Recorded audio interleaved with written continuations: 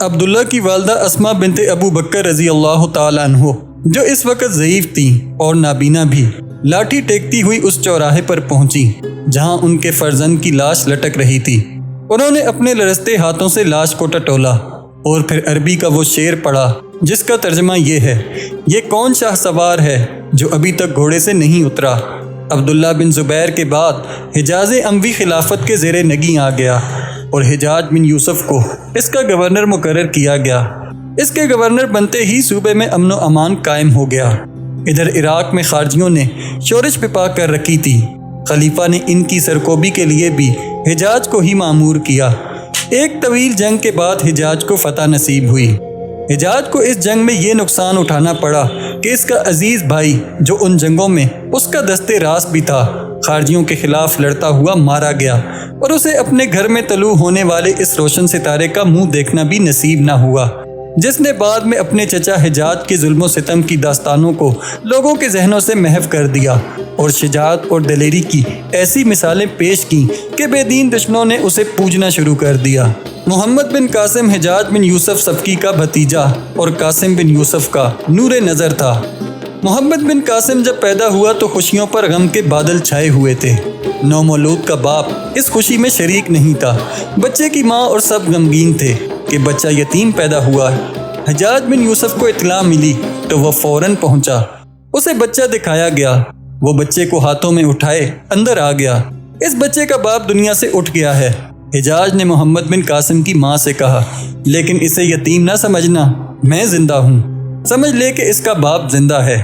تو جانتی ہے قاسم مجھے کتنا پیارا تھا۔ اس نے مجھے تیرا خواب اور اسحاق بن موسیٰ کی پیش گوئی بتائی تھی۔ اسے طائف کا نہیں، سرے زمین عرب کا روشن ستارہ بننا ہے۔ اپنے آپ کو بیوہ اور بے آسرا نہ سمجھنا۔ اس بچے کے دادا کے خون کی قسم جو اس کی رگوں میں دوڑ رہا ہے، میں اس کی تعلیم و تربیت ایسی کروں گا کہ صدیوں بعد آنے والی نسلوں کے دلوں میں یہ زندہ رہے گا۔ حجاج بن یوسف کے یہ الفاظ رسمی یا جذباتی نہیں تھے۔ اس نے بچے کی تعلیم و تربیت کا شاہانہ انتظام کیا تھا۔ اس کے لیے منتخب اتالیق رکھے تھے۔ بچپن سے ہی بچے کو جنگی تربیت دی جانے لگی۔ اس کے کھلونے چھوٹی چھوٹی تلواریں، برچیاں اور کمانیں تھیں جو اس کی عمر کے ساتھ ساتھ بڑی ہوتی گئیں۔ تربیت میں گھڑ سواری خاص طور پر شامل تھی۔ بچہ باپ کی جو کمی محسوس کرتا تھا وہ ماں پوری کرتی تھی، لیکن ماں اسے اپنے ساتھ چپکاتی نہیں تھی بلکہ پیار پیار میں اسے مرد بناتی تھی۔ حجاج بن یوسف نے محمد بن قاسم کی ماں سے کہہ رکھا تھا کہ اپنے بھائی کے بچے کو معمولی سپاہی نہیں بلکہ سالار بنائے گا، اور سالار بھی ایسا جو صرف فوج کی کمانیں نہیں کرے گا بلکہ حکومت کرے گا۔ حجاج بن یوسف خود غیر معمولی ذہانت کا مالک تھا اور اپنا حکم منوانے کے لیے ظلم و تشدد پر بھی اتر آتا تھا۔ انہی اوصاف کی بدولت اسے خلیفہ عبد الملک بن مروان نے پہلے حجاز کا، پھر حجاز، عراق، بلوچستان اور مکران کا حاکم اعلیٰ یعنی گورنر بنا دیا۔ خلیفہ کو حجاج کے ان اوصاف کا علم ایک واقعے سے ہوا تھا۔ واقعہ یوں ہوا تھا کہ خلیفہ عبد الملک بن مروان کی فوج میں نظم و نسق کی کمی تھی۔ اس فوج میں خرابی یہ تھی کہ اسے کوچ کے لیے حکم ملتا تو کوچ کی تیاری میں بہت سا وقت ضائع کر دیتی تھی۔ اسے معلوم تھا کہ اسلامی فوج میں یہ خوبی ہوا کرتی تھی کہ اس کا کوچ ایسا برق رفتار ہوتا کہ دشمن حیران رہ جاتا تھا اور بے خبری میں مارا جاتا تھا۔ خلیفہ عبد الملک کا وزیر روح بن رنبا تھا۔ ابن رنبا ایک روز خلیفہ نے وزیر سے کہا، کیا میری فوج میں کوئی ایسا آدمی نہیں جو اس میں نظم و نسق پیدا کر کے اسے چاق و چوبند بنا دے؟ ایک آدمی پر میری نظر ہے امیر المومنین۔ روح بن رنبا نے کہا، اسے آزما کر دیکھ لیتے ہیں۔ کون ہے وہ؟ اس کا نام حجاج بن یوسف ہے امیر المومنین۔ روح بن رنبا نے کہا، طائف کے جنگجو خاندان کا فرد ہے، وہ فوج میں ہے لیکن اس کا کوئی عہدہ نہیں ہے، دوسروں سے مختلف اور عقل والا معلوم ہوتا ہے، اسے میرے پاس بھیج دو۔ خلیفہ نے حکم دیا۔ حکم کی تعمیل ہوئی۔ حجاج بن یوسف خلیفہ کے سامنے جا کر کھڑا ہوا۔ ڈیل ڈول اور چہرے سے حجاج نے خلیفہ کو متاثر کر لیا۔ ابن یوسف، خلیفہ نے حجاج سے کہا، اگر میرے ایک حکم کی تعمیل کرا سکو تو بہت بڑا عہدہ دوں گا۔ حکم امیر المومنین۔ حجاج بن یوسف نے کہا، فوج اس طرح تیار رہے کہ میں گھوڑے پر سوار ہو کر کسی طرف کوچ کے لیے نکلوں تو فوج گھوڑوں پر سوار ہو کر میرے پیچھے چل پڑے۔ خلیفہ نے کہا، مجھے انتظار نہ کرنا پڑے، ہم کوچ سے تھوڑی دیر پہلے تمہیں بتائیں گے۔ اسی روز یا اس سے اگلے روز خلیفہ نے اچانک حجاج کو بلا کر حکم دے دیا کہ اس کی سواری تیار ہے اور تھوڑی دیر میں نکل رہی ہے اور فلاں فلاں دستہ گھوڑوں پر سوار ہو کر اس کے ساتھ باہر جائے گا۔ وزیر روح بن رنباب بھی اپنے محافظ دستے کے ساتھ میرے ساتھ آئے گا۔ خلیفہ نے کہا۔ یہ غالباً حجاج کا امتحان تھا۔ فوج خیموں میں تھی۔ حجاج بن یوسف مطلوبہ دستوں کے خیموں میں گیا اور اعلان کیا کہ امیر المومنین کی سواری نکل رہی ہے اور دستے جنگی تیاری میں گھوڑوں پر سوار ہو جائیں۔ حجاج نے دیکھا کہ وزیر اپنے خیمے میں موجود ہی نہیں۔ 2-3 کماندر بھی اپنے خیموں میں نہیں تھے۔ سپاہی گپ شپ لگا رہے تھے، بعض کھانا پکا رہے تھے۔ انہوں نے جیسے اعلان سنا ہی نہ ہو۔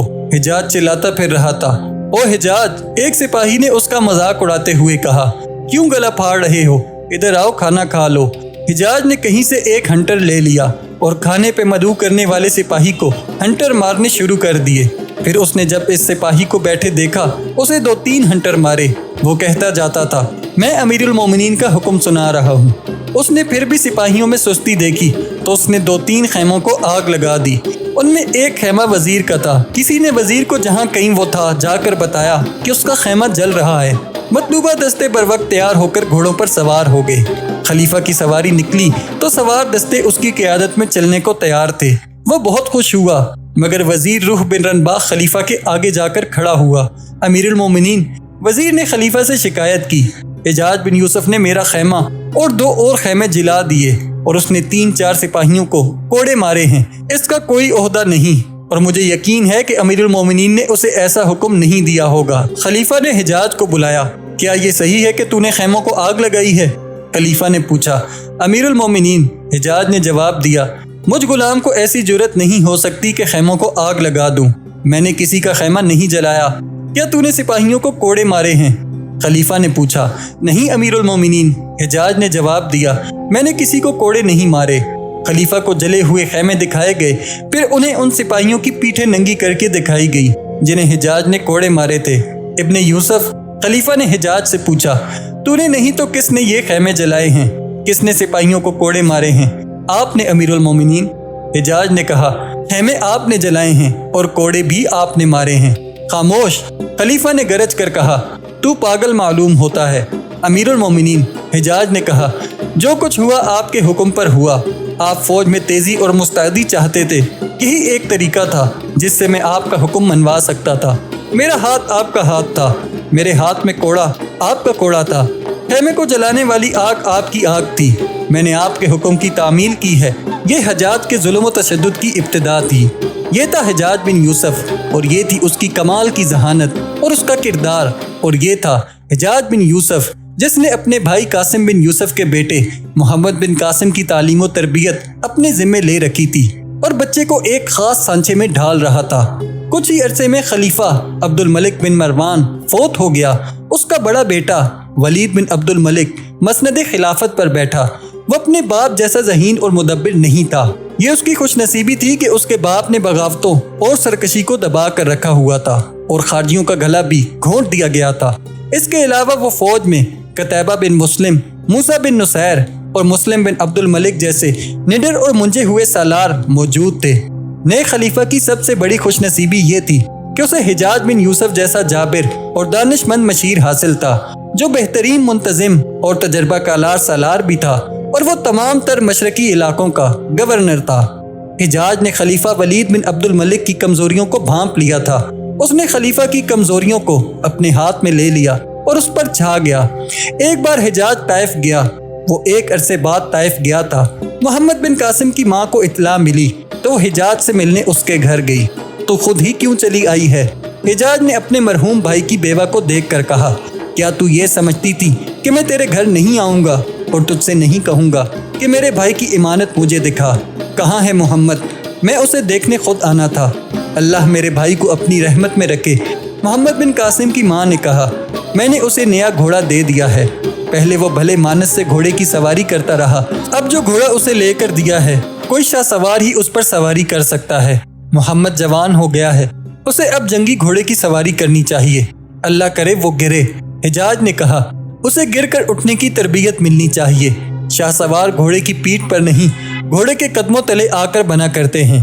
اور سن میری بہن، وہ گر کر واپس آیا تو اسے سینے سے نہ لگا لینا، اس کا خون بہ رہا ہو تو اپنی اوڑھنی پھاڑ کر اس کے زخموں پر نہ باندھ دینا، اس پر ممتا کا خمار طاری نہ کر دینا، اسے اپنا خون دیکھنے دینا اور اسے بتانا کہ یہ خون کس کا ہے، میں تیرے گھر آ رہا ہوں۔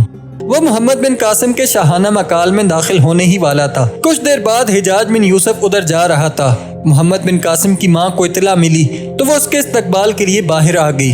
حجاج اس کے مرحوم خاوند کا بڑا بھائی ہی نہ تھا بلکہ آدھی سلطنت کا حاکم اعلیٰ تھا۔ وہ محمد بن قاسم کے شاہانہ مکان میں داخل ہونے ہی والا تھا کہ اسے سر پٹ دوڑتے گھوڑے کے ٹاپ سنائی دینے لگے۔ اس نے ادھر دیکھا، ایک سوار گھوڑا دوڑاتا آ رہا تھا۔ حجاج اسے دیکھنے کو رک گیا۔ محمد بن قاسم کی ماں اس کے پاس کھڑی تھی۔ سوار ان کے قریب سے گزر گیا۔ اس نے گھوڑے کی رفتار کم نہ کی اور اس نے حجاج کی طرف دیکھا ہی نہیں۔ حجاج کے چہرے پر ناپسندیدگی کے آثار آ گئے۔ صاف پتہ چلتا تھا کہ سوار کے اس طرح قریب سے گزر جانے کو اس نے بد تہذیبی سمجھا تھا۔ وہ قبیلہ سکیف کا سرکردہ فرد تھا۔ طائف کے لوگ اس کی بہت عزت کرتے تھے۔ معلوم ہوتا ہے میرے قبیلے کے بیٹے مجھے بھول گئے ہیں۔ حجاج نے محمد بن قاسم کی ماں سے کہا، یہ لڑکا مجھے مرغوب کرنے کے لیے میرے پاس سے گزر گیا ہے۔ تم جانتی ہوگی یہ کس کا بیٹا ہے؟ اپنا ہی بیٹا ہے۔ محمد بن قاسم کی ماں نے کہا، محمد ہے۔ نہیں، حجاج نے حیرت سے کہا، ہمارا بیٹا اتنا بڑا نہیں ہو سکتا۔ محمد کو میں چھوٹا سا چھوڑ کر گیا تھا۔ کچھ دور جا کر محمد بن قاسم نے گھوڑا موڑا اور واپس اسی رفتار سے آیا۔ گھوڑا اتنا تیز تھا کہ اس نے پھر آگے نکل جانا تھا، لیکن حجاج اور اپنی ماں کے قریب آ کر محمد بن قاسم نے گھوڑا روک لیا۔ وہ گھوڑے سے کودا اور حجاج کی طرف دوڑا۔ حجاج نے اسے گلے لگا لیا۔ گھوڑا اچھا ہے، حجاج بن یوسف نے کہا، اور سوار اس سے زیادہ اچھا ہے۔ میں نے آپ کو دکھانے کے لیے پہلے گھوڑا نہیں روکا تھا۔ محمد بن قاسم نے کہا، خدا کی قسم۔ حجاج نے کہا، میں نے تمہیں پہچانا ہی نہیں تھا۔ وہ اندر چلے گئے۔ اب تیرا بیٹا جوان ہو گیا ہے۔ حجاج نے محمد بن قاسم کی ماں سے کہا، اسے میں اپنے ساتھ لے جا رہا ہوں۔ محمد بن قاسم کی ماں کی آنکھوں میں آنسو تیرنے لگے۔ محمد بن قاسم کی عمر ابھی 16 سال نہیں ہوئی تھی۔ ماں کی نظروں میں وہ ابھی بچہ تھا، لیکن ذہن اور جسم کے لحاظ سے وہ جوان ہو گیا تھا۔ عزیز بہن، حجاج نے کہا، تجھے یہ امانت قوم کے حوالے کرنی ہی پڑے گی۔ محمد تیرا نہیں، اسلام کا بیٹا ہے۔ اسے اپنے باپ کی جگہ لینی ہے، اسے اور زیادہ اوپر اٹھنا ہے، اسے عالم اسلام کا چمکتا ہوا ستارہ بننا ہے۔ میں بھی ایسے ہی خواب دیکھ رہی ہوں۔ ماں نے کہا، میں نے اپنے آپ کو اس روز کے لیے تیار رکھا ہے جس روز میرا لختے جگر مجھ سے ہمیشہ کے لیے جدا ہو جائے گا۔ میں اسے اپنے ساتھ بصرہ لے جاؤں گا۔ حجاج نے کہا، اس کی عسکری تربیت اور دوسری تعلیم مکمل ہو چکی ہے، اسے اب عملی زندگی میں ڈالنا ہے، اور اسے امراء کی محفلوں میں لے کر جانا ہے، اور اسے جنگی مشقوں میں شامل بھی کرنا ہے۔ حجاز کا صدر مقام بصرہ تھا۔ اس کا مکان ایک محل تھا اور یہ بادشاہوں کے محلات جیسا تھا۔ حجاج کی ایک ہی بیٹی تھی جس کا نام لبنہ تھا۔ حجاج جب طائف گیا تو لبنہ بصرہ میں رہی۔ وہ کم سن تھی۔ رات کو اس کے کمرے کی ایک بند کھڑکی پر باہر سے ہلکی سی دستک ہوئی۔ لبنہ اس دستک کے انتظار میں تھی۔ وہ سو گئی تھی، لیکن اس ہلکی سی دستک پر بھی اس کی آنکھ کھل گئی۔ اس نے کھڑکی کھولی اور باہر کو جھکی۔ اس نے کھڑکی میں سے نکلنے کے لیے پاؤں کھڑکی میں رکھے۔ باہر سے 2 مردانہ ہاتھ آگے بڑھے۔ لبنہ نے اپنے حسین جسم کا بوجھ ان ہاتھوں پر ڈال دیا اور ان ہاتھوں نے اسے اٹھا کر باہر کھڑا کر دیا۔ پھر ان ہاتھوں نے انہیں سمیٹ کر بازوؤں میں جکڑ لیا۔ یہاں سے چلے چلو، لبنہ نے کہا۔ دروازہ اندر سے بند ہے، کھڑکی بند کر دو سلیمان۔ سلیمان نے کھڑکی کے کواڑ بند کر دیے اور دونوں محل کے باغ میں چلے گئے۔ سلیمان اس وقت کے خلیفہ ولید بن عبد الملک کا چھوٹا بھائی تھا۔ اس کی عمر 16-17 سال تھی۔ لبنہ کی عمر بھی اتنی ہی تھی۔ دونوں ایک ہی مدرسے میں پڑھتے رہے۔ بچپن میں ہی لبنہ سلیمان کے دل میں گھر کر گئی تھی۔ جوانی میں داخل ہوئے تو ان کی ملاقاتوں پر پابندی عائد ہو گئی۔ دونوں شاہی خاندان کے تھے، انہیں ایسا کوئی ڈر نہ تھا کہ وہ بدنام ہو جائیں گے، لیکن روایات ایسی تھیں جو انہیں کھلے بندوں ملنے سے روکتی تھیں، اور ایک وجہ یہ بھی تھی کہ لبنہ اپنے باپ حجاج سے ڈرتی تھی۔ وہ طبیعت کا بہت سخت تھا۔ ہم اس طرح کب تک ملتے رہیں گے؟ سلیمان نے لبنہ سے کہا۔ وہ لبنہ کو پیار سے قمر کہا کرتا تھا۔ میں بھائی سے کہہ دوں کہ ہماری شادی کرا دے، تمہارے بھائی تو شاید مان لیں گے۔ لبنہ نے کہا، میں یہ نہیں بتا سکتی کہ میرے ابا مانیں گے یا نہیں۔ کیا وہ امیر المومنین کے بھائی کو اپنی بیٹی دینے سے انکار کر دیں گے؟ سلیمان نے پوچھا۔ کیا تم انہیں جانتے نہیں؟ لبنہ نے کہا، وہ اپنے فیصلے خود کیا کرتے ہیں۔ انہوں نے خلیفہ کا رعب کبھی قبول نہیں کیا۔ اگر انہوں نے تمہارے لیے کوئی اور آدمی منتخب کر لیا تو کیا کرو گی؟ ان کے حکم کی تعمیل کروں گی۔ لبنہ نے کہا کیا تمہیں افسوس نہیں ہوگا کہ تم امیر المومنین کے بھائی کی بیوی نہ بن سکی؟ سلیمان نے کہا تم جو فخر میری بیوی بن کر سکو گی وہ کسی اور سے تمہیں حاصل نہیں ہوگا۔ سلیمان، لبنہ نے کہا ہم بچپن میں ایک دوسرے کو چاہتے تھے، اس وقت تم امیر المومنین کے بیٹے تھے، لیکن میں نے تمہیں اس لیے نہیں چاہا تھا کہ تم شہزادے ہو، تم میرے دل کو اچھے لگے تھے۔ اگر تم گڈریے کے بیٹے ہوتے تو بھی میں تمہیں شہزادہ سمجھتی۔ اس وقت تم نے بھی یہی سوچا ہوگا کہ میں کس کی بیٹی ہوں، یہ تو میں آج بھی نہیں سوچ رہا کہ تم حاکم اعلیٰ کی بیٹی ہو۔ سلیمان نے کہا لیکن تم یہ ضرور سوچ رہے ہو کہ تم امیر المومنین کے بھائی ہو۔ لبنہ نے کہا اور تمہاری اس حیثیت کی وجہ سے مجھے تم پر فخر کرنا چاہیے۔ یہ سن لو سلیمان، میں اس آدمی پر فخر کروں گی جس کے دل میں میری محبت ہوگی، اور جو یہ نہیں دے گا اس کے باپ کا رتبہ کیا ہے اور میں کس کے باپ کی بیٹی ہوں۔ آج تم کیسی باتیں کر رہی ہو میری قمر؟ سلیمان نے اسے اپنے بازوؤں میں سمیٹ کر کہا اتنی پیاری رات، میں تم سے بھاگ نہیں رہی سلیمان۔ لبنہ نے کہا اگر مجھے تم سے محبت نہ ہو تو اس طرح رات کو باہر نہ آ جایا کروں جس طرح آتی ہوں۔ کمرے کا دروازہ اندر سے بند ہے اور میں کھڑکی سے باہر نکل آئی ہوں۔ میں تمہیں یہ بتانا چاہتی ہوں کہ میں اب بچی نہیں رہی، اور سلیمان، میں شاید بیان نہیں کر سکتی کہ میں کیا محسوس کر رہی ہوں۔ مجھے بیوی بننا ہے، اور تم جانتے ہو ہماری روایات کیا ہیں۔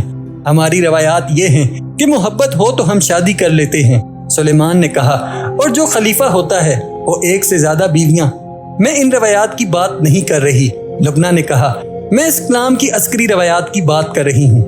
میں ان مجاہدین کی روایات کی بات کر رہی ہوں جنہوں نے فارس اور روم جیسی جنگی قوتوں کو ریزہ ریزہ کر کے سلطنت اسلامیہ کو کہاں سے کہاں پہنچا دیا تھا۔ اب دیکھ لو ہم آپس میں پھٹ گئے ہیں، کہیں بغاوت ہوتی، کہیں یورش ہوتی، اور اس کا نتیجہ یہ ہوا کہ رومیوں کی تلوار ہمارے سر پر لٹک رہی ہے۔ کیا تم نہیں جانتے کہ ہم نے رومیوں کے ساتھ دوستی کا جو معاہدہ کیا ہے وہ کتنی کثیر رقم دے کر کیا ہے؟ ہم نے نقد قیمت ادا کر کے اپنے دشمن سے امن خریدا ہے۔ ہم نے دراصل یہ معاہدہ کر کے دشمن پر یہ ثابت کیا ہے کہ ہم اتنے کمزور ہو گئے ہیں کہ اپنی زمین کے اور اپنے دین کے دفاع کے قابل نہیں رہے۔ او میری قمر، سلیمان نے بےتاب ہو کر کہا، تم اس رومان پر درے رات کا اور میرے ارمان کا خون کر رہی ہو۔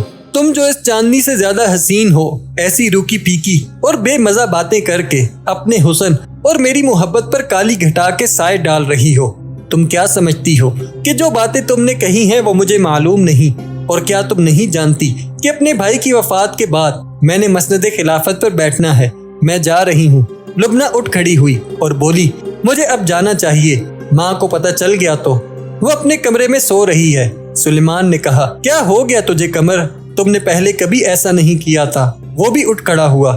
لبنہ چل پڑی۔ سلیمان اس کے پیچھے آیا۔ کیا تم میری محبت کو ٹھکرا کر جا رہی ہو؟ سلیمان نے پوچھا۔ نہیں سلیمان، لبنہ نے رک کر کہا، میں نے تمہاری محبت کو نہیں ٹکرایا۔ تم نے شادی کی بات کی ہے، مجھے کچھ سوچنے دو سلیمان۔ وہ اپنے کمرے کی کھڑکی تک آئی اور کھڑکی کھول کر کمرے میں چلی گئی۔ 2-4 روز بعد حجاج بن یوسف طائف سے واپس آ گیا۔ اس کی سواری محل میں داخل ہوئی اور دوڑتی ہوئی آگے چلی گئی۔ حجاج گھوڑا گاڑی سے اترا تو لبنہ اس کے گلے لگ گئی۔ باپ نے بیٹی کو اپنے سینے کے ساتھ چپکا لیا۔ لبنہ کا منہ گھوڑا گاڑی کی طرف تھا۔ اس سے ایک دراز قد، گھٹے ہوئے جسم کا نوجوان اترا۔ اس کا چہرہ مردانہ حسن کا شاہکار تھا اور اس چہرے پر وقار تھا۔ لبنہ نے اپنے باپ کے گرد بازو بڑی سختی سے لپیٹ رکھے تھے۔